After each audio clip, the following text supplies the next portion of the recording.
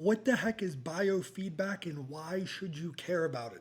This is the type of content that gets absolutely no views and no clicks, but it is the exact type of content that you need to be paying attention to.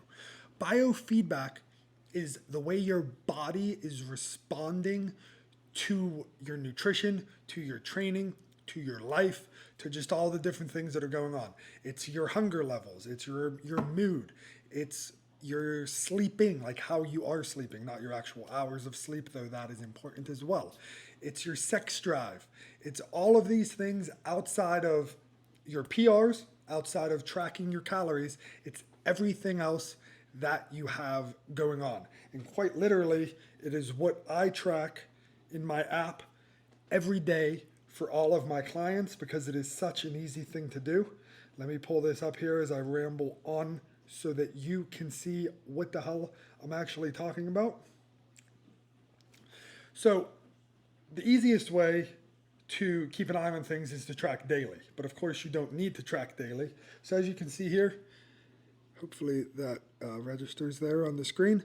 It's literally track daily. What I usually like to track, and I'm cheating here looking at the screen, is sleep hours. Like I said, that's not actual biofeedback. That's just a number. What were your sleep hours? Sleep quality, energy, stress, hunger, and then I personally also like to have them track their training. Like, how was your training? Did you have a good training session? Did you have a bad training session? And all of this is on a scale of just 1 to 10 usually, or 1 to 5, depending on who you're talking to about it. But you can also track mood. You can track your sex drive, as I said. And what this is going to do is it's going to give you another point to keep track of. So let's say that the scale isn't moving, but your energy throughout the day, I don't think I was tracking, oh yeah, I track it, I said energy. Let's say the scale isn't moving, but your energy throughout the day is going up. Well, that's good. Let's say the scale is going down, but your energy is going down and your mood is going down, your stress levels are going up. Well, that's probably not so good.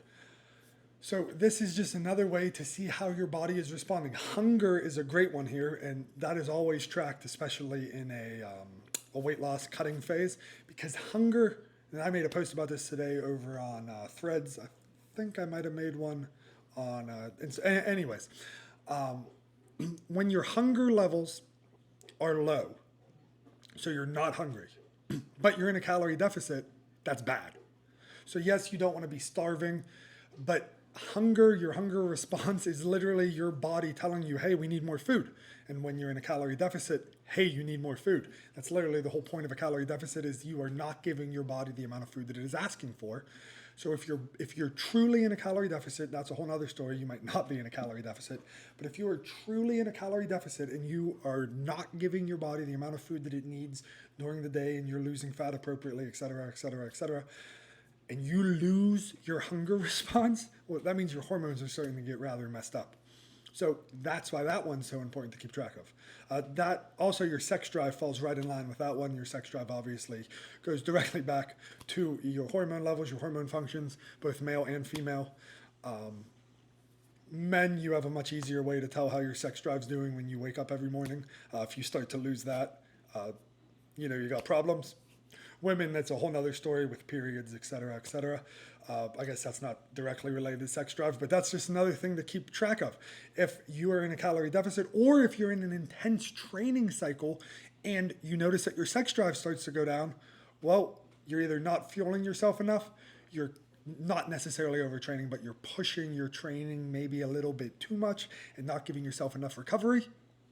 Or if you're in a cutting phase, as I just said, maybe you're cutting too aggressively, just something you need to check in on. Maybe you need a higher day, et cetera, et cetera. I don't want to ramble on too much here about it, but that's kind of the gist of what biofeedback is. It all comes back to how your body is physiologically responding to whatever stimulus you're putting on it. It's not even necessarily has to do with training. It can just be life stressors.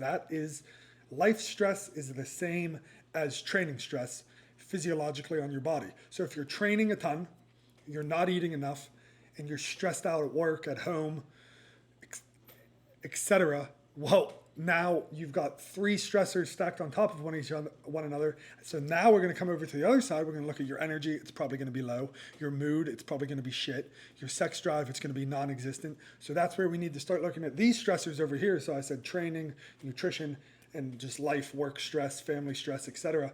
You're going to have to make an adjustment over here at something. So you can either cut back on the training, you can eat more food. You probably don't want to quit your job, but you could quit your job. You could figure out what's going on with that home life. That is kind of the triggers you pull. So biofeedback starts going poorly. Poor mood, poor sex drive, poor. Another thing to track is recovery, because that's a subjective measure. Like, how did you feel when you woke up this morning? Were you like limping out of bed, your legs are so sore from your long run yesterday? And usually you don't feel that, for example. But so then that's the response from your body. And then over here are the 3 levers you can pull: training, nutrition, and just your life in general. You can do some things that are going to reduce that stress. You can take walks. You can take some time for yourself, read a book. You can eat more food. You can cut back on training. Maybe you do some easier miles instead of always hammering down on intense sessions and super long runs. If you're in the middle of a prep, that's a whole nother story. But that's pretty much summing up what biofeedback is.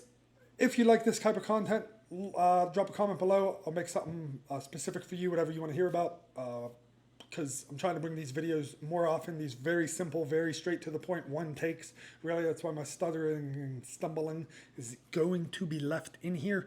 I don't want to edit these videos, or I simply won't make the videos.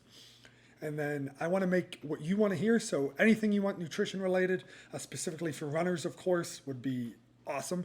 But anything really in general, nutrition related, drop a comment below. I'll make a full video on it.